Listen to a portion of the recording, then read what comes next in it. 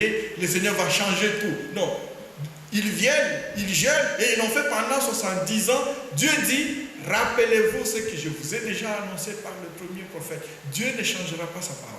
C'est à nous de nous conformer à sa parole. Amen. Dieu ne la changera pas parce que nous sommes venus prier devant lui. Et vous savez, je nous rappelle encore, frères et sœurs, permettez-moi. Le dimanche passé, on a vu, qu'est-ce qu'on a vu? Notre Dieu, il est quoi? Le dimanche passé, le dimanche d'avant. Le dimanche d'avant. C'est vrai, vous avez raison. Ok. Maintenant que vous avez raison, dites-moi, 2 dimanches, on avait vu que notre Dieu, il est comment? Pur, saint et propre. Notre Dieu, il est saint, il est pur et il aime l'ordre. 2 semaines, on a déjà oublié une phrase. On ne sait plus la réciter au complet. Notre Dieu, il est saint, il est pur et il aime l'ordre. Aussitôt qu'on a fini, quelques personnes m'ont dit, je me souviens je ne dirai pas le genre de la personne, plusieurs personnes en fait. Quelqu'un m'a dit, pasteur, maintenant je comprends. Ma mère me dit que quand elle entre dans ma chambre, ça lui donne mal au cœur. Maintenant, je m'engage à être en règle devant le Seigneur. Quelqu'un d'autre est venu me dire, je me suis engagé devant le Seigneur que tout ce que je porterai doit toujours être propre. En dedans comme à l'extérieur. Ça peut nous faire rire. Le bien-aimé, c'est ce que Dieu veut. Dieu a dit à Moïse, le peuple veut que moi je descende au milieu d'eux. Alors Moïse descend, dis-leur, donne-leur du temps.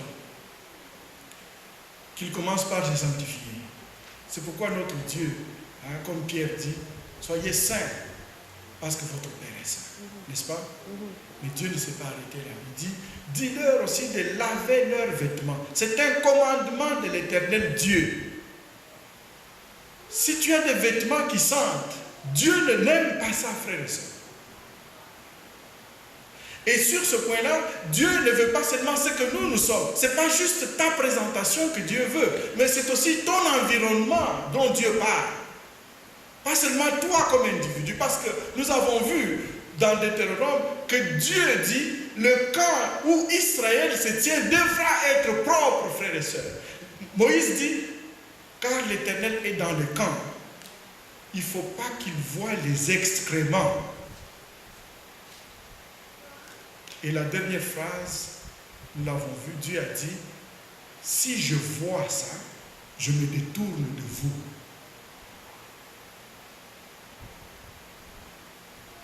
Alors, c'est aussi un commandement de l'Éternel Dieu. N'est-il pas écrit que votre corps est le temple de Dieu? L'Esprit de Dieu habite en vous. À toi seul, tu constitues le camp de l'Éternel. Cette personne qui me parlait me disait, je comprends que je dois être ce que Dieu veut que je sois. Désormais, on ne badine plus. Propreté en dedans, propreté à l'extérieur. Ce n'est pas le prix de tes vêtements qui intéresse Dieu, mais c'est leur propreté. Ils peuvent avoir coûté $1 ou 10 millions, peu importe, mais ce que Dieu veut. Tu peux même avoir des loques sur toi, mais si elles sont propres, tu honores le Seigneur. Alléluia. Amen. Que ta maison ne sente pas, frères et sœurs. Parce que ta maison constitue aussi le camp de l'Éternel des armées. Ne rends pas ta maison propre seulement quand les visiteurs viennent. Parce que tu as Dieu avec toi. Fais-le parce que Dieu est avec toi. Ta voiture aussi, hein, c'est un camp de l'Éternel.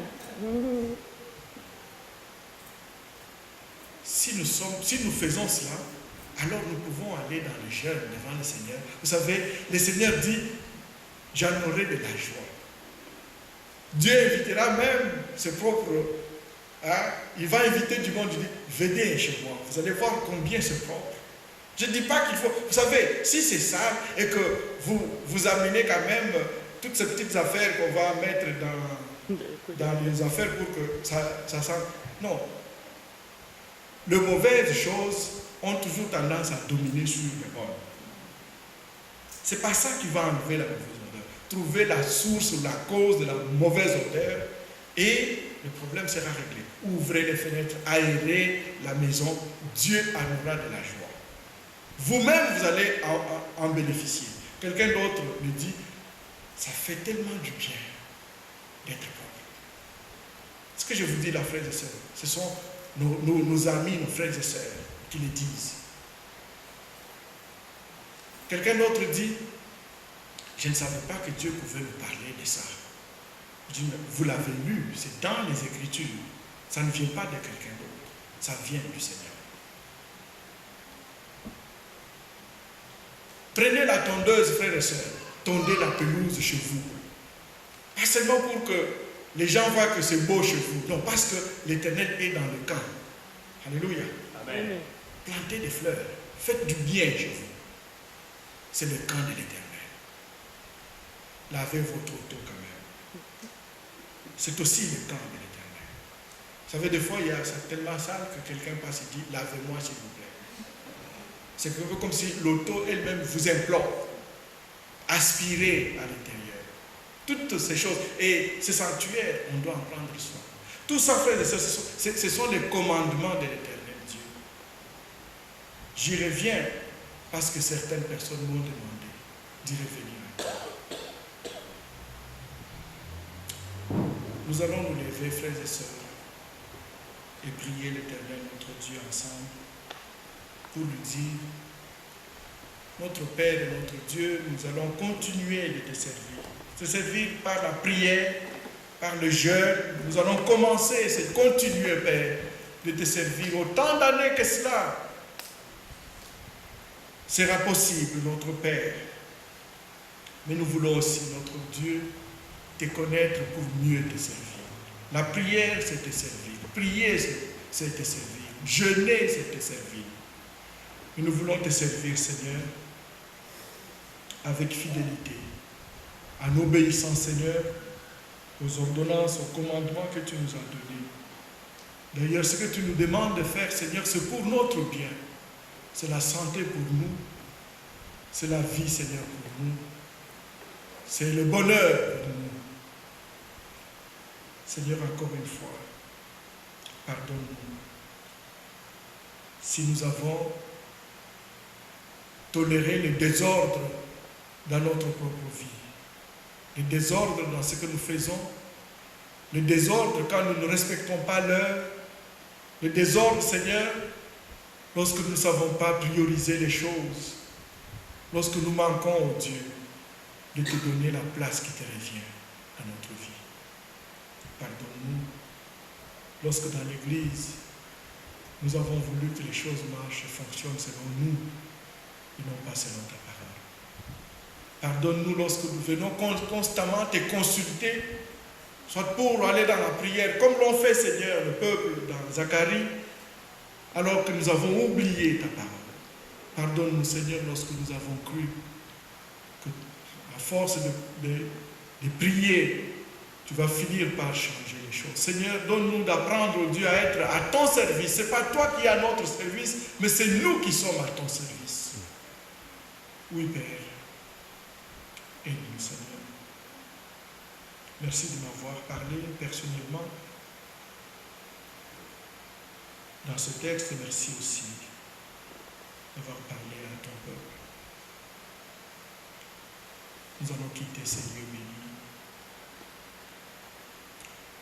Aide-nous, Seigneur, à prendre soin de notre environnement, ce beau pays que tu nous as donné, Seigneur. Donne-nous de ne pas le salir.